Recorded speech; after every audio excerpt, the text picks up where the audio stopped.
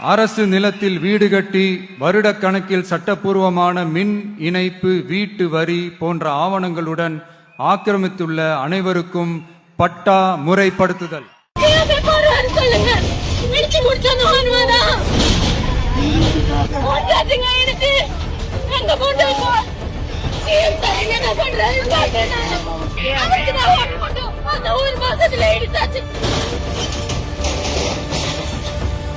கண்ணு முன்னாடி இப்படி இடிக்கிறாங்களேன்னு கதறி எழுத பொதுமக்கள்.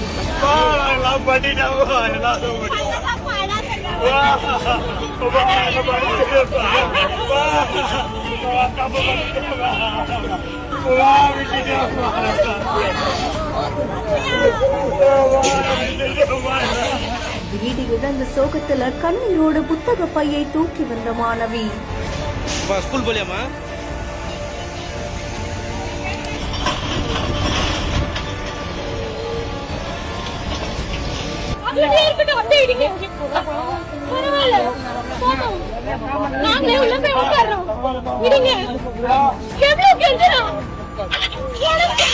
முன்னாடி இருக்காங்க, என்ன கூட்டு போயிருக்கணும். நாங்க எவ்வளவு கேட்கிறோம், இருக்கிறீங்களா?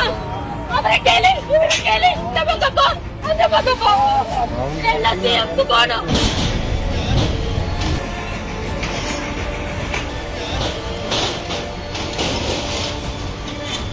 குட்டை இந்த பக்கம் இருக்குங்க, அது குட்டை இல்ல. உங்களுக்கு அக்காட்டு தெரியும்ல, எப்படி குட்டை சொல்றீங்க?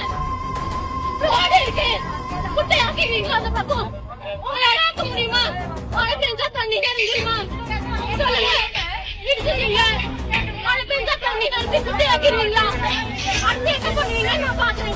பூந்தமல்லி அடுத்து இருக்கக்கூடிய காட்டுப்பாக்கம் கோபுரசநல்லூர் பிரதான சாலையில 50க்கும் மேற்பட்ட பல வீடுகள் இருக்கு. சுமார் 50 ஆண்டுகளுக்கு மேலா இவங்க இந்த பகுதியில தான் வாழ்ந்துட்டு வந்ததா தெரிவிக்கப்பட்டிருக்கு. இந்த நிலையில தான் சுமார் 10க்கும் மேற்பட்ட வீடுகள் குட்டை புறம்போக்கு என்பதால அதை இடிக்கிறதுக்காக நீதிமன்றம் உத்தரவிட்டிருக்காங்க. கடந்த 20 நாட்களுக்கு முன்னாடி இதுல இருந்த குடியிருப்பாளர்களுக்கு வருவாய்த்துறை சார்பில் நோட்டீஸும் வழங்கப்பட்டதா கூறப்படுது. இந்த நிலையில 100க்கும் மேற்பட்ட போலீசார் குவிக்கப்பட்டு பலத்த போலீஸ் பாதுகாப்போட வீடுகளை இடிச்சு அகற்றவும் செஞ்சிருக்காங்க. இந்த நிலையில தான் அங்க இருக்கக்கூடிய பொதுமக்கள் 40 வருஷத்துக்கு மேல நாங்க இங்க தான் இருக்கோம், எல்லா ஆவணங்களையும் வச்சிருக்கோம், ஆனா இப்படி எங்க வீடுகளை இடிச்சிட்டாங்களேன்னு கண்ணீரோடு தெரிவிச்சிருக்காங்க. அதை தொடர்ந்து அங்க வந்த காவல்துறை, வருவாய்த்துறையினர் கூட பொதுமக்கள் முற்றுகையிட்டு வாக்குவாதத்தில் ஈடுபட்டிருக்காங்க. செய்தி பத்தி நம்மளுடைய கருத்துக்களை கமெண்ட்ல சொல்லுங்க. மேலும் செய்திகளை உடனுக்குடன் தெரிந்து கொள்ள பிஹைண்ட் நியூஸ் வாட்ஸ்அப் சேனலுடன் இணைந்திருங்கள்.